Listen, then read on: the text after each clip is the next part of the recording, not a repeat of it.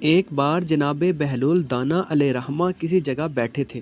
ایک تاجر کا وہاں سے گزر ہوا، وہ آپ کے پاس آیا، سلام کر کے باادب ہو کر سامنے بیٹھ گیا اور انتہائی ادب سے بولا، جناب تجارت کے لیے کون سا مال خریدوں کہ منافع اچھا ہو؟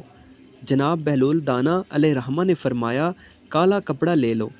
تاجر نے شکریہ ادا کیا اور چلا گیا۔ جا کر اس نے اپنے علاقے میں موجود سارا کالا کپڑا خرید لیا۔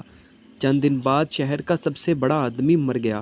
اب افسوس اور دکھ کے لیے کالا کپڑا استعمال ہوتا تھا۔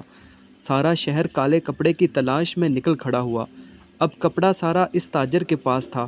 اس نے منہ مانگی قیمت وصول کی اور شہر کا سب سے امیر شخص بن گیا۔ تھوڑے عرصے بعد وہ گھوڑے پہ سوار کہیں جا رہا تھا کہ راستے میں اسے پھر سے حضرت بہلول دانا علیہ رحمہ نظر آئے۔ وہ وہیں گھوڑے پہ بیٹھے بیٹھے بولا، او دیوانے، اب کی بار کیا لوں؟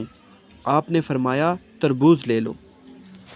وہ بھاگا گیا اور ساری دولت سے تربوز خرید لیے۔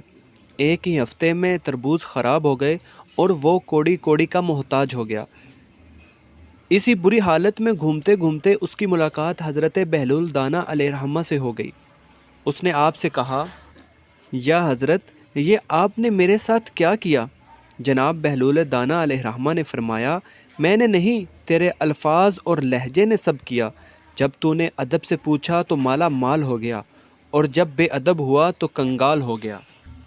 اس کو کہتے ہیں با ادب با نصیب، بے ادب بد نصیب۔